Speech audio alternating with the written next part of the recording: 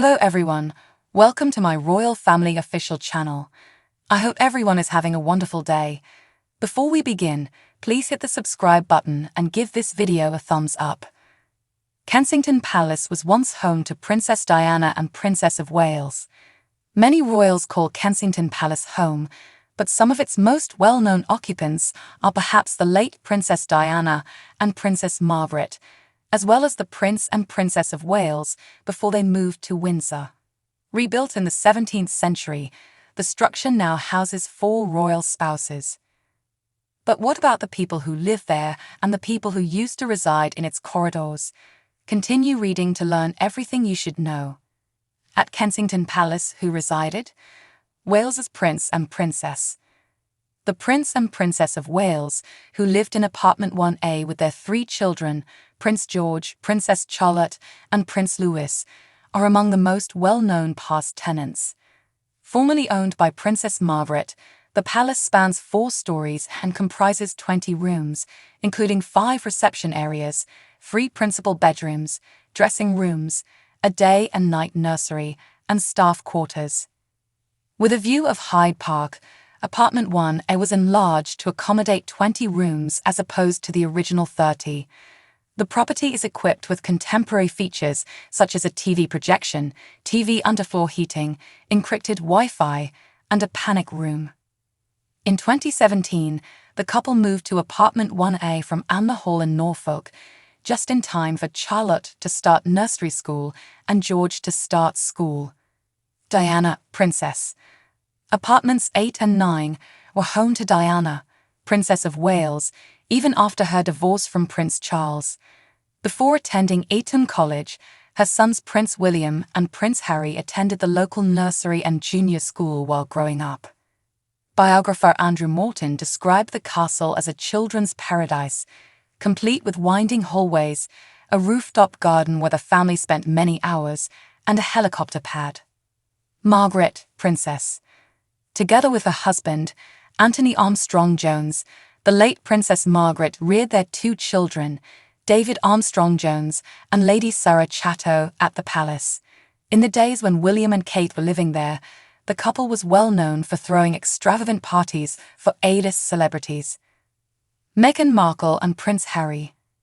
The pair previously resided in Nottingham Cottage before moving to Frogmore Cottage, where the Duke and Duchess of Sussex eventually made their home before moving to the United States.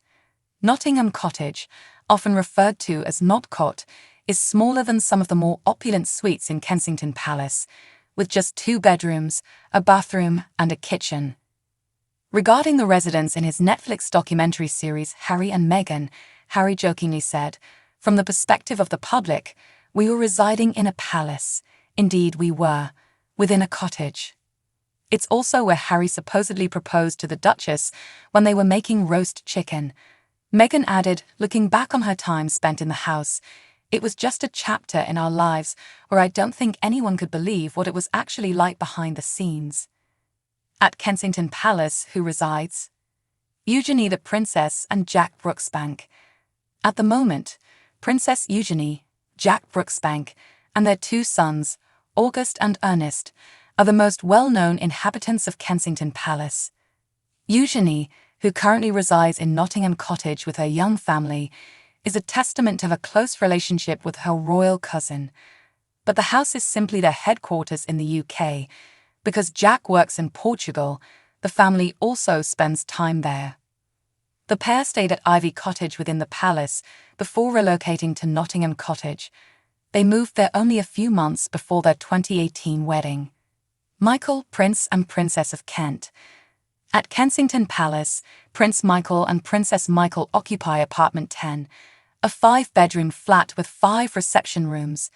The pair, who have resided at the palace since the 1970s, used to be neighbors with Princess Diana, who shared apartments 8 and 9 next door.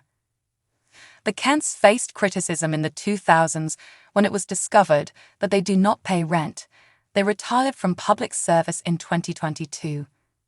Her Majesty had been covering her cousin's £120,000 rent. He and his spouse barely paid the energy bill once a week.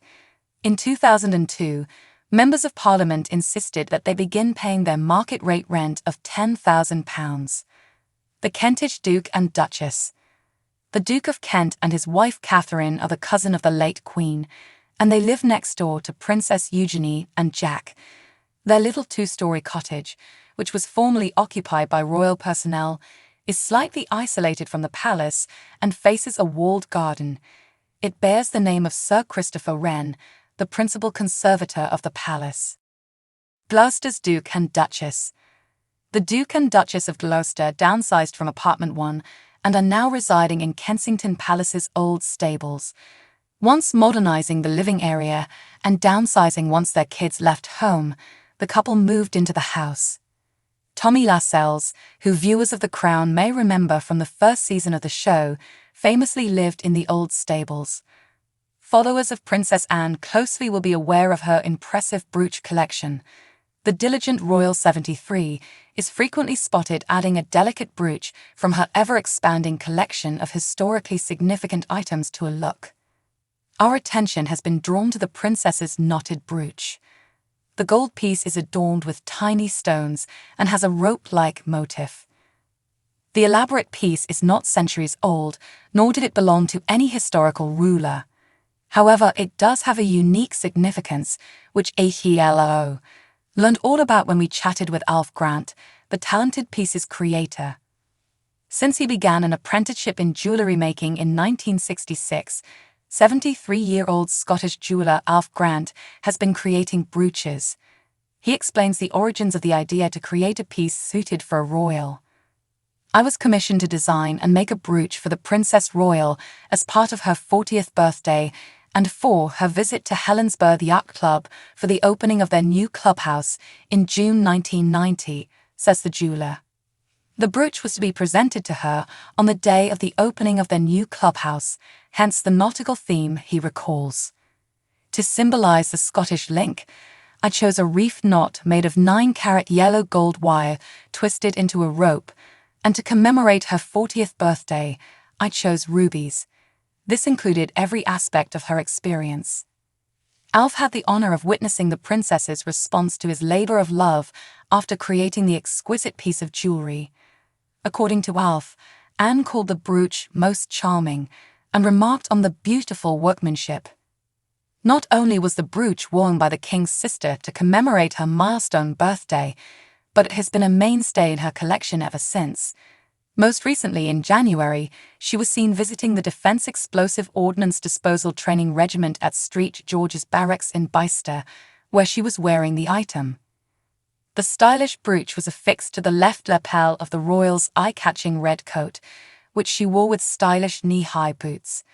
Later in the month, she again wore the symbolic brooch when she thanked the community for their fundraising efforts on behalf of the motor neuron disease (MND) Association while interacting with guests at a rugby league reception held at Leeds Headingley Stadium.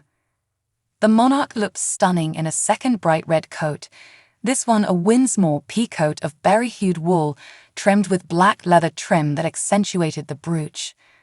I am pleased and proud that HR still wears it on a regular basis, Alf informs us.